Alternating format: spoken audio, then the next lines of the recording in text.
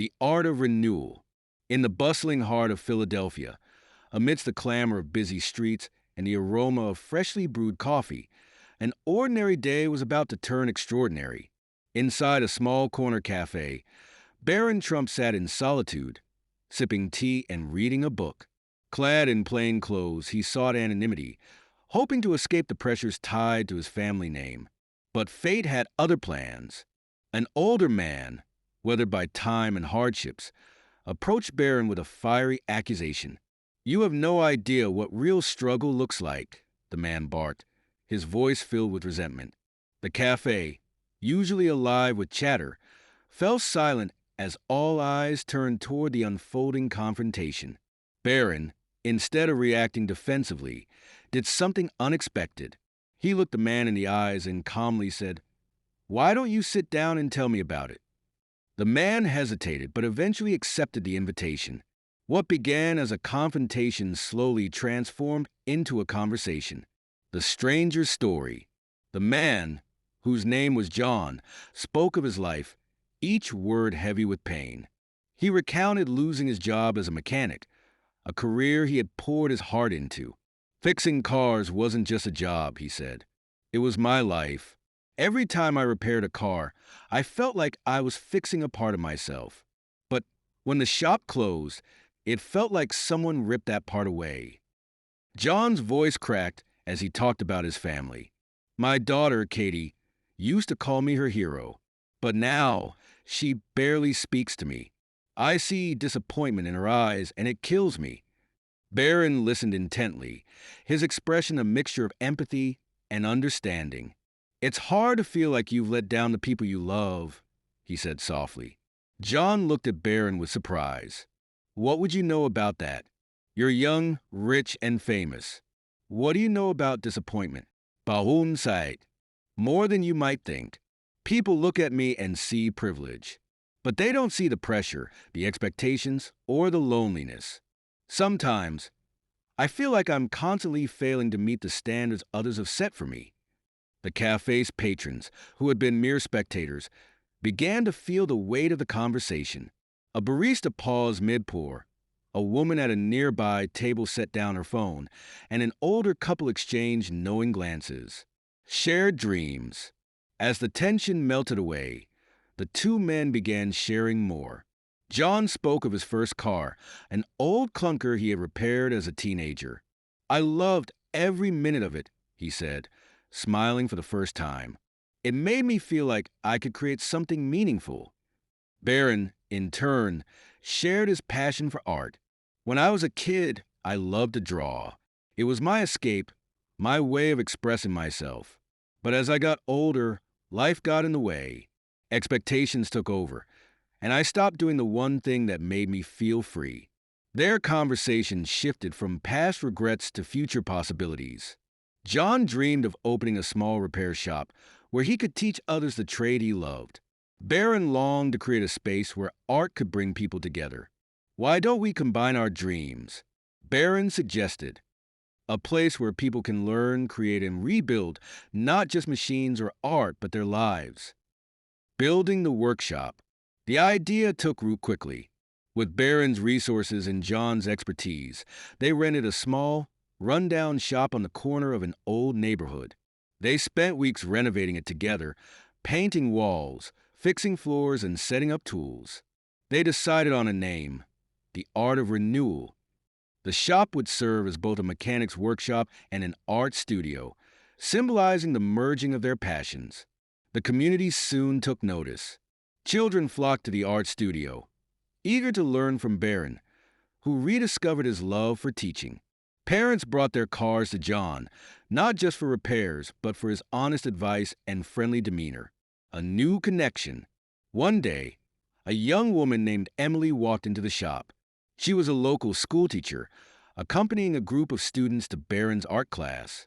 With her bright smile and warm personality, she immediately caught Barron's attention. Emily admired Barron's dedication to the children, and they quickly struck up a friendship. Over time, their connection deepened. Emily shared her own love for art and her belief in its power to heal and inspire. John, ever observant, teased Barron one evening. I think you found more than just your love for art here. Barron laughed, but there was no denying the truth. Emily became an integral part of the shop, organizing events and helping to expand its reach. The shop's success.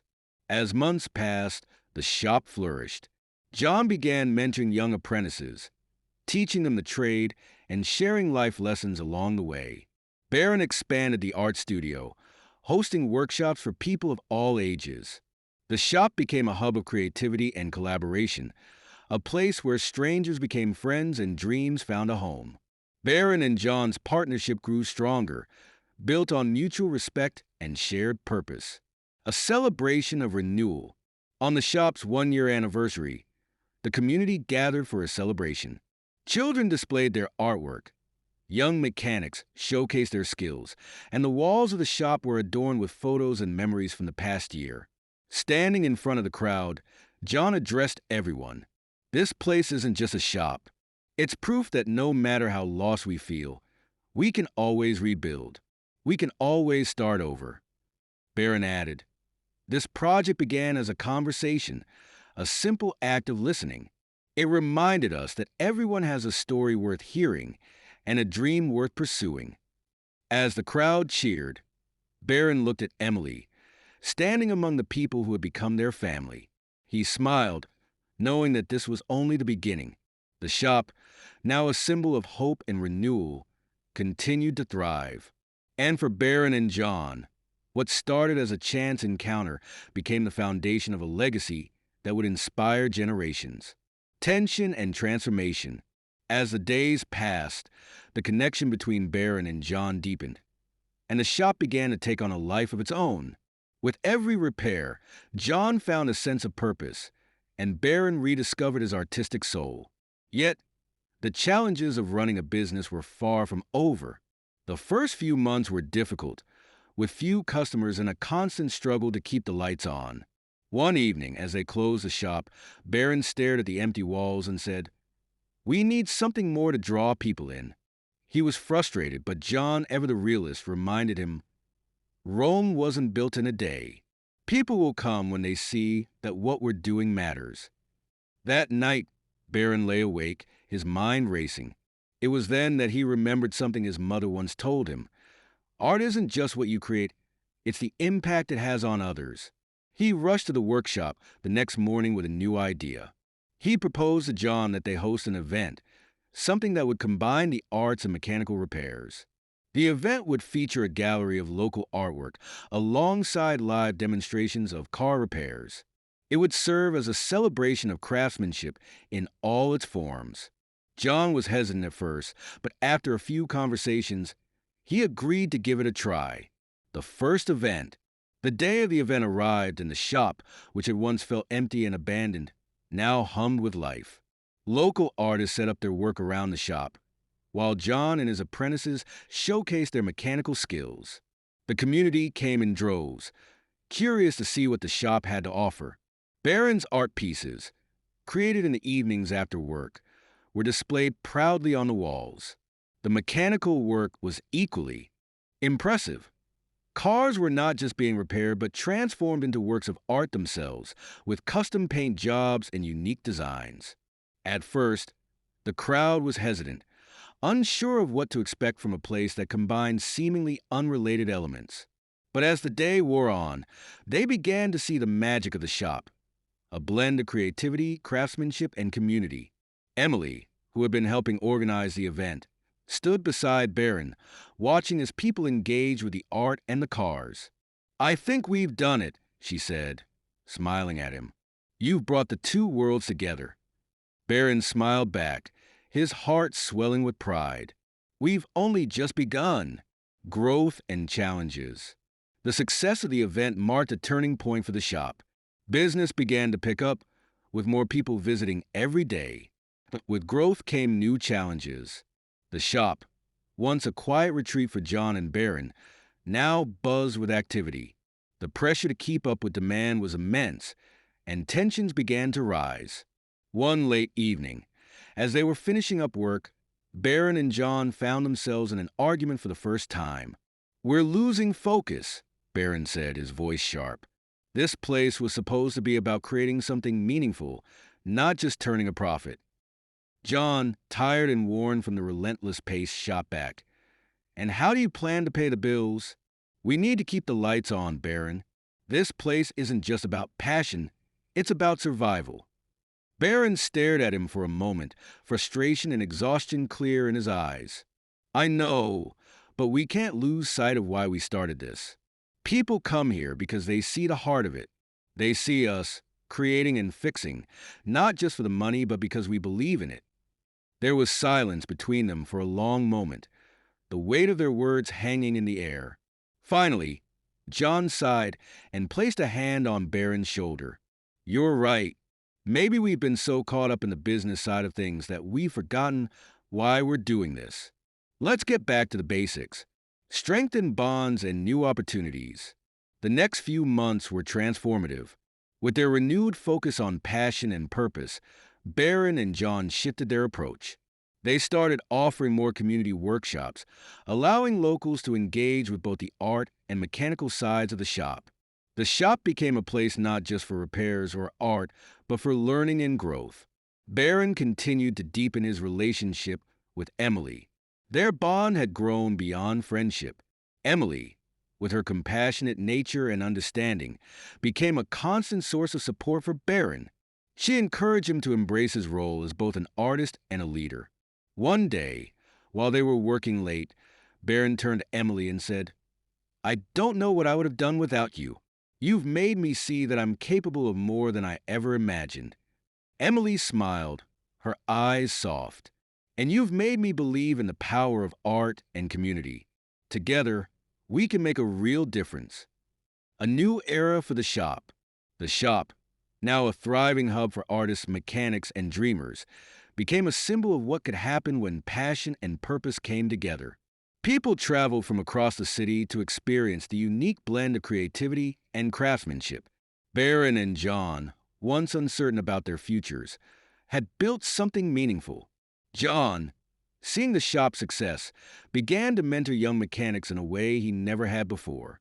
He encouraged them to think beyond traditional repairs, to see the potential in every car, and to approach their work with creativity. Baron, meanwhile, expanded his artistic ventures, hosting regular gallery shows, and even collaborating with local businesses to create murals and sculptures that reflected the spirit of the neighborhood, the deepening of love. Amid the growing success of the shop, Baron and Emily's relationship blossomed. Their shared passion for creating a space that brought people together deepened their bond. One evening, as they stood in front of a newly unveiled mural, a piece that represented the unity of their community, Baron took Emily's hand. I think we've found our calling, he said softly. Emily squeezed his hand. We have, haven't we? Together, we've built something more than just a business. We've created a community, a place where people can come to learn, grow, and be inspired. Baron leaned in and kissed her forehead, feeling a deep sense of peace. And we've built it together. A new beginning. As the years passed, the shop continued to thrive. It became a symbol of hope, where people from all walks of life came together to create, repair, and transform. John, Baron, and Emily, who had become an inseparable trio, worked tirelessly to keep the dream alive. They expanded their outreach, creating programs for at-risk youth and giving back to the community that had supported them. Looking back on their journey, Baron realized how far they had come. From that fateful meeting in the cafe to building a business that touched countless lives. He looked at Emily and John, knowing that the real success lay not in the number of cars repaired or paintings sold, but in the impact they had made on the world around them. Their story was a testament to the power of listening, of collaboration, and of never giving up on a dream. Together, they had created not just a business, but a legacy of hope, love, and community. Now we say, if you have reached this point, thank you if you like inspiring stories. Don't forget to subscribe to our Stardom Stories channel. And don't forget to put the like button if you like the story. Thank you for following us, and see you in the next story.